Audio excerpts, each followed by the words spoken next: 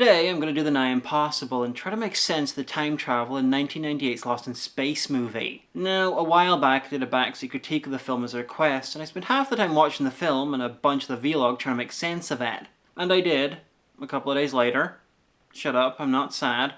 Now, when I'm talking about the time travel, I'm talking about its use in the narrative fiction. I have nothing resembling qualifications in physics.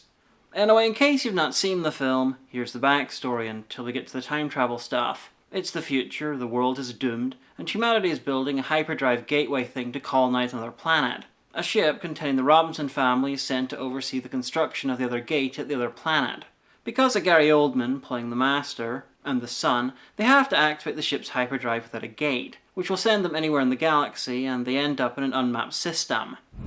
We're lost, aren't we? Suddenly, a wave bubble thing appears, and within it is a human ship. They fly through the bubble thing and approach the ship. It's a derelict from the future. After investigating, they have some shenanigans with spiders, and end up crashing on the planet where they find another bubble. William Hurt and Major Joey enter the bubble and find their own ship. 25 years after they crashed, with Will, the youngest kid, and Gary Oldman, who's become a spider, as the only survivors. Will's built a time machine to get back to Earth to stop the mission from happening to save his family. The bubbles are a side effect. So, what's my issue? It looks like a fairly simple predestination paradox. I mean, older Will even spends ages complaining about his dad leaving not long after they crashed. Clearly when he entered the bubble. Now, predestination paradoxes aren't set up, and cannot be changed. They always are. Unchanging. Each loop happens exactly the same as one before. An unbroken ring. But there's a problem, and weirdly it's not about the Proteus, the human ship that's clearly from even further into the future than grown-up Will.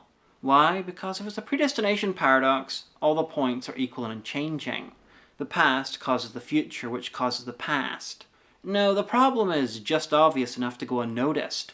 The ship, the Jupiter 2, crashed in different parts of the planet in each loop. A predestination paradox would have both ships crash in the same place, because each version of the loop has to be identical. So this can't be a predestination paradox. The last reason this can't be a predestination paradox is the loop ends. They change the future. But if it's not a predestination paradox, the stuff with the Proteus cannot work. Without a loop, Old Will's ship would have come out of hyperspace and not flown through the bubble, not docked with the Proteus, not turned Gary Oldman into a spider, and we'd have a much less confusing film. So there must be a time loop, and it's not a predestination paradox, but it acts like it is. Can you see why this took me a lot of thinking? Anyway, what I think happened is this. An imperfect time loop. A loop that was set up in its first time round, but changes each time it goes around. Where a predestination paradox is a ring, imagine this as more of a spiral. From a certain angle it looks like a ring, but it's not. And each successive loop removes it further from their first, until it finally comes to an end. There's a pretty famous example of this in film actually, the Terminator series. Each time Skynet fails to kill Sarah or John or whoever, a new future is created and then it tries again, fails again, and begins again. Through the actions of the main characters in the films, Judgment Day's date changed from 1997 to 2004 to 2017. The nature of Skynet itself changed from one loop to the next. So what implications does this have for Lost in Space? It means that there has to be an initial loop, one that set everything up and probably didn't look anything like we see in the film. So here's my guess about how it went. Will 1 and his family leap in and somehow end up on the planet's surface. The family live or die or whatever, and Will eventually builds the time machine, intending to use it to change what happened. Will already had ideas for a time machine before they left the Earth. These little time machines, though pure fancy, are the products of a truly brilliant mind. He finally finished it 25 years after they crashed.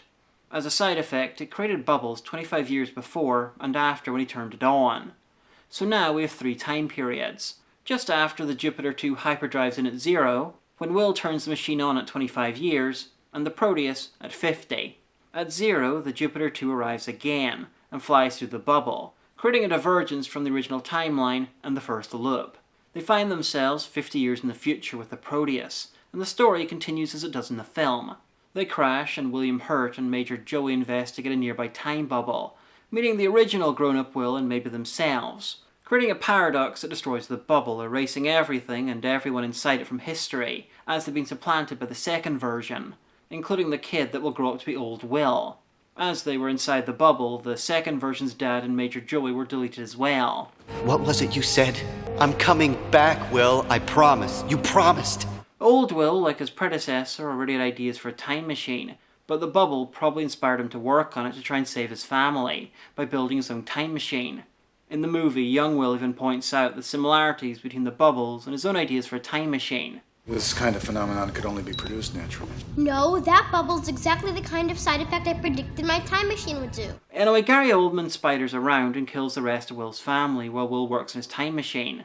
He eventually finishes 25 years later, and Will 3, the Will we follow in the film, arrives with his family. They do the stuff in the film and crash. William Hurt and Major Joey enter the bubbles before. The big change between the second loop with Old Will's family and the third loop with young Will is that young Will and Gary Oldman enter the bubble themselves, and this leads to the finale, and the end of the loop. Now, why didn't young Will and Gary Oldman create a paradox like Old Will's dad and the Major? My guess is that Old Will's reality had more defense against paradoxes because it was created in one. Yeah, that's hand-wavy bullshit, but I'm dealing with something that's entirely broken. Give me this. Anyway, young Will and his Jupiter 2 crashed in the third time period, the same one as the Proteus, putting them 25 years after Old Will in the time machine. They didn't go through any bubbles on the way down to the planet. Them being in the future explains why the planet is destroying itself in both Old Will and young Will's time periods simultaneously. Old Will is destroying the planet with his machine, and like in Looper, the planet 25 years later is seeing the effects instantly. Anyway, in short, there wasn't 2 Wills in this story, but 3. The first was deleted from history for setting up the broken time travel bullshit in the first place, and the third helped destroy the loop by doing something different from Old Will. Will 2. Also, just to be thematically nice, by this point in history, 3 people had played Will Robinson. You might think that Will's decision to enter the bubble with Dr. Smith was the point where Old Will and young Will's paths diverge, but it's not. They landed in different locations, and Old Will's family ended up in a different time period than young Will. Young Will is in the Proteus' time period, 50 years, while Old Will crashed at 0 years. So, where was the divergence between Old and young Will? I think it was when Major Joey destroyed the Proteus. Its destruction affected their trajectory as they crashed. These minor details show just how imperfect the time loop really is. I know I've probably not explained this theory very well, but trust me, it mostly works. And all the issues I thought of to do with it are easily fixed when you remember that time travel shenanigans are going on. Lost in Space is a dumb movie that has fundamentally broken time travel.